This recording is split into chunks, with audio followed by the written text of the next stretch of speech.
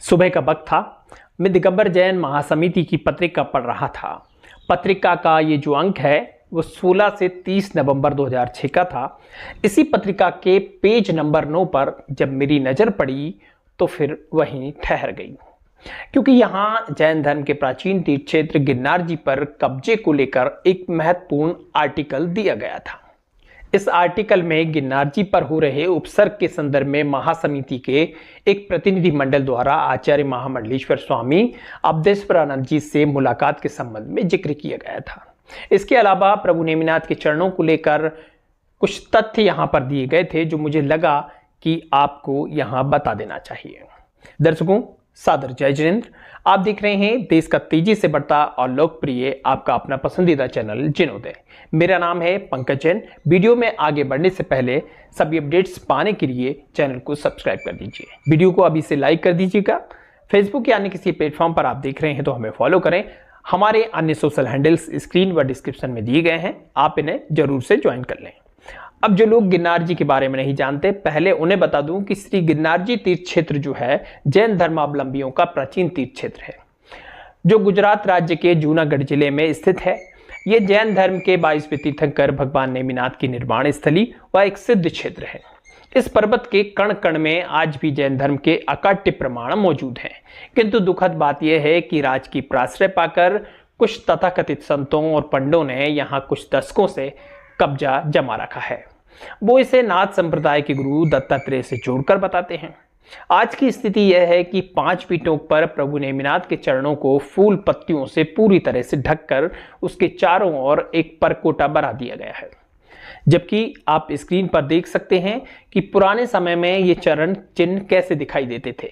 इन चरणों पर आप गौर से देखिएगा, साफ देख सकते हैं कि इन पर जैन परंपरा अनुसार अक्षत अथवा अष्टद्रव्य भी चढ़ाए जाते थे, लेकिन कुछ वक्त में इन्हें पूरी तरह से रूपांतरित कर उन्हें गुरु दत्तात्रेय के चरण घोषित किया जा रहा है, जो न सिर्फ अनुचित है बल्कि पूरी तरह से आधारहीन है, क्योंकि नेमी चरणों को रूपांतरित कर दत्त भक्तों को भ्रमित कर जैनियों को अपने आराध्य की पूजा से वंचित करने वाले तथाकथित संत व पंडे जिस स्थान पर अपना धंधा जमाए बैठे हैं, उसके ठीक नीचे पाषाण पर उकेरी हुई भगवान नेमिनाथ की हजारों वर्ष प्राचीन प्रतिमा अंकित है।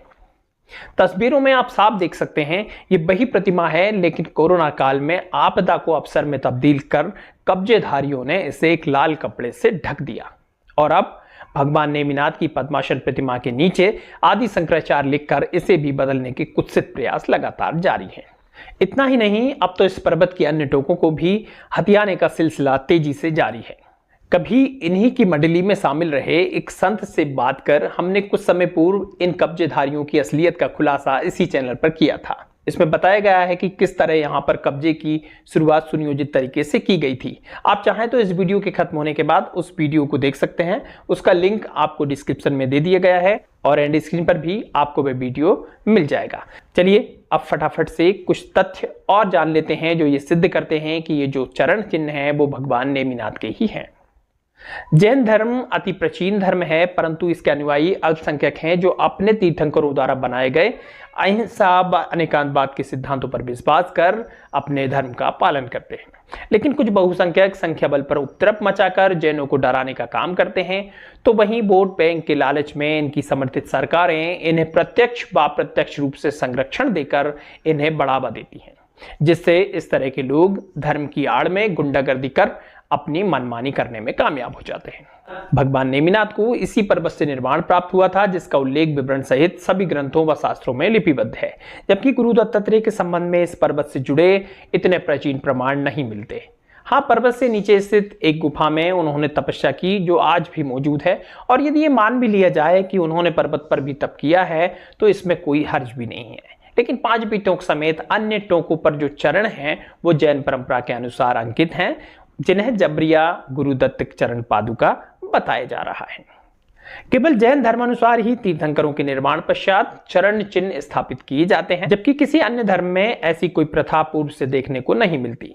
उपलब्ध शिलालेखों, अभिलेखों, शासकीय दस्तावेजों व विदेशी इतिहासकारों के मतों से भी ये स्पष्ट हुआ है कि श्री सिद्ध क्षेत्र गिरनार जी जैनों का है। हजारों वर्षों की घटनाओं के शिलालेखों पर अंकित लेख ही प्रमाणित इतिहास माने जाते हैं। भगवान नेमिनाथ के चरण चिन्ह प्रथम शताब्दी के पूर्व के हैं। जिस समय नाथ संप्रदाय का जन्म भी नहीं हुआ था। साल 1874-75 में विदेशी अधिकारी जेम्स बर्गिस, जो पुरातत्व विभाग के डायरेक्टर जनरल थे, उन्होंने स्पष्ट लिखा है कि पहाड़ यानी गिरनार की 5वीं टोक पर केवल 2 ही पूजनीय स्थल हैं। पहला पत्थर शिला पर उकेरी हुई भगवान नेमिनाथ की मूर्ति और दूसरा भगवान नेमिनाथ के चरण चिन्ह। प्राचीन अभिलेखों में काबुल के बादशाह का 1140 ईस्वी पूर्व ताम्रपत्र लेख है, जिसमें स्पष्ट अंकित है कि भगवान नेमिनाथ के कारण ही गिरनार पर्वत पवित्र माना जाता रहा है। शासकीय दस्तावेजों में जेम्स बर्गिस की रिपोर्ट का प्रकाशन 19 मार्च 1935 में टाइम्स ऑफ इंडिया में हुआ। सन 1965 में सरकारी दस्तावेजों में गिरनार जैन तीर्थ के रूप में पंजीकृत है। सन 1947 में भारत विभाजन के समय जूनागढ़ के बादशाह ने जूनागढ़ को पाकिस्तान में विलय करने की संस्तुति की थी, तो भारत के तत्कालीन उप प्रधान व गृह मंत्री सरदार वल्लभ भाई पटेल ने कहा था, क्योंकि जैनों का तीर्थ क्षेत्र श्री गिरनार जी सिद्ध क्षेत्र इसी राज्य के अंतर्गत आता है, इसलिए इस राज्य का विलय भारतवर्ष में ही होना उचित होगा। इसका एक अन्य प्रमाण यह भी है कि श्री दयानंद सरस्वती संत आर्य समाज द्वारा मूर्ति पूजा के विरोध में अपनी पुस्तक में लिखते हैं कि लगभग 2500 वर्ष पूर्व गिरनार क्षेत्र पर जैनियों ने पूजा प्रारंभ की थी और इससे पूर्व किसी धर्म में पूजा का प्रावधान नहीं था। इसके 1000 वर्ष पश्चात हिंदुओं ने पूजा पद्धति को अपनाया था। जैन धर्म अनुयायी वीतरागता की पूजा करते हैं, जबकि हिंदुओं में रागी देवों की पूजा प्रारंभ हुई थी। जैन तीर्थंकरों को जिस स्थान से मोक्ष प्राप्त होता है, वहां पर स्वधर्मेंद्र स्वास्तिक चिन्ह बनाकर उस क्षेत्र पर उनके चरण चिन्ह बनवाता है। यह जैन धर्म की परंपरा है। जैन धर्म के 20 तीर्थंकरों की निर्माण भूमि झारखंड राज्य के मधुबन क्षेत्र में सम्मेद शिखर पर है, जिसे रांची उच्च न्यायालय तथा प्रिवी काउंसिल ऑफ इंग्लैंड ने भी स्वीकार किया है। सम्मेद शिखर पर बने चरण चिन्हों को तीर्थंकरों का माना गया है, जो एक अकाट्य प्रमाण है, जबकि वैष्णव हिंदू मत में अवतारों के चरण चिन्ह होने की ना तो कोई प्रथा है और ना ही इसका कोई प्रमाण मिलता है। अतः श्री गिरनार पर्वत पर बने चरण चिन्ह दत्तात्रेय के कैसे माने जा सकते हैं। बड़े खेद की बात है कि भारतीय जनता पार्टी के गुजरात राज्य में तथा नरेंद्र मोदी के मुख्यमंत्री काल में सभी कानूनी नियमों का उल्लंघन कर साल 2004 में इन कब्जेधारी पंडों को अनुमति दे दी गई। ऐसा करके न सिर्फ जैन धर्म अनुयायियों के साथ अन्याय किया गया, बल्कि धर्म, मानवीयता, नैतिकता और संविधान का भी गला घोट दिया गया। और यह अपराध करने वाले कोई और नहीं, बल्कि सत्ता का दुरुपयोग करने वाले वही लोग हैं जो आज धर्म का चोला ओढ़कर महापुरुष और महामानव बनने का ढोंग रच रहे हैं। मैं समझता हूं कि निम्नलिखित तथ्यों से यह सिद्ध हो जाता है कि गिरनार जी तीर्थ पर किस तरह अन्याय व नीतिपूर्ण तरीके से धर्म की आड़ में कब्जा किया गया, और आज वही कब्जेधारी जैनों को उन्हीं के तीर्थ में न सिर्फ घुसने से मना करते हैं, बल्कि उसे अपना बताकर तलवार की नोक पर दहशत पैदा कर भगवान नेमिनाथ के पावन श्री चरणों की पूजा बंद न करने से भी रोकते हैं। इतना ही नहीं, स्वयं को ताकतवर बनाने के लिए ये षड्यंत्रकारी भोले भाले दत्त भक्तों को आस्था के नाम पर इकट्ठा कर प्राचीन सत्य से उन्हें न सिर्फ दूर करते जा रहे हैं, बल्कि उन्हें जैनों का विरोधी बनाकर अंग्रेजों की तरह फूट डालो और शासन करो की अनीति का सहारा लेकर अपनी ढाल के रूप में इस्तेमाल कर रहे हैं। अब जो लोग सच बोलने वालों को हिंदू विरोधी बताकर इस तरह के पापाचार पर पर्दा डालते हैं, उन्हें इस तस्वीर को जरूर से देखना चाहिए। ये तस्वीर जो आप देख रहे हैं 1 नवंबर 2006 की है, जब M.K. जैन राष्ट्रीय महामंत्री के साथ एक प्रतिनिधि मंडल आचार्य महामंडलेश्वर स्वामी अवधेश्वरानंद गिरी जी से श्री गिरनार पहाड़ पर पंडों द्वारा असुरक्षा के संदर्भ में मिला था। इससे साफ है कि जैन और हिंदू आपस में एक दूसरे पर विश्वास करते हैं, एक दूसरे को अपना समझते हैं, अन्यथा हिंदू धर्म की आड़ में गिरनार पर कब्जे की समस्या लेकर हिंदुओं के धर्म गुरु के समक्ष ये प्रतिनिधि मंडल कभी नहीं पहुंचता। स्पष्ट है कि जैनी हिंदू या अन्य किसी धर्म का विरोधी नहीं, बल्कि धर्म की आड़ में छुपे उन ढोंगियों का विरोधी है जो ऐसे पापाचार में संलिप्त या ऐसा करने वालों के समर्थक हैं। लिहाजा हिंदू धर्म की आड़ में धर्म को धंधा बनाने वाले कुछ लोगों से न सिर्फ जैनत्व को बल्कि पूरे देश को खतरा है। मैं ये नहीं कहता कि आप ऐसे लोगों का विरोध करें, लेकिन कम से कम ऐसे लोगों का आंख बंद कर समर्थन करने से जरूर बचें। यहाँ सिर्फ मैंने गिरनार पर्वत की बात की है।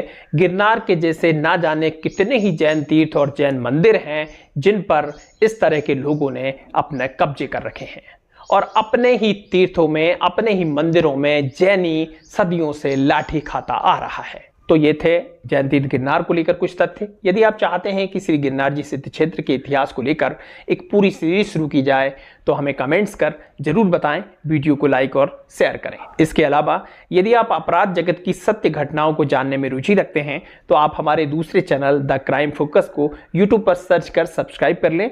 इस चैनल का लिंक आपको डिस्क्रिप्शन में भी दिया गया है, आप वहां भी क्लिक करके चैनल को सब्सक्राइब कर सकते हैं। वहीं आप जैन संतों की वाणी सुनना चाहते हैं तो हमारे सहयोगी चैनल श्रवण वाणी को भी सब्सक्राइब कर सकते हैं, डिस्क्रिप्शन में लिंक दिया गया है। यदि अब तक आपने जीर्णोदय चैनल को सब्सक्राइब नहीं किया है तो तुरंत कर दीजिए। वीडियो को लाइक, शेयर और कमेंट्स जरूर करें। फेसबुक या अन्य किसी प्लेटफॉर्म पर आप देख रहे हैं तो हमें फॉलो करें। देखते रहिए, हम बताएंगे आपको हर वो सच जो दरबारी मीडिया आप तक कभी नहीं आने देता, क्योंकि हम आपके लिए सच को ना दबने देंगे और ना ही छुपने देंगे। आज के लिए बस इतना ही, फिर होगी मुलाकात किसी अन्य वीडियो के साथ। तब तक के लिए देते हैं आपसे विदा। सादर जय जिनेंद्र।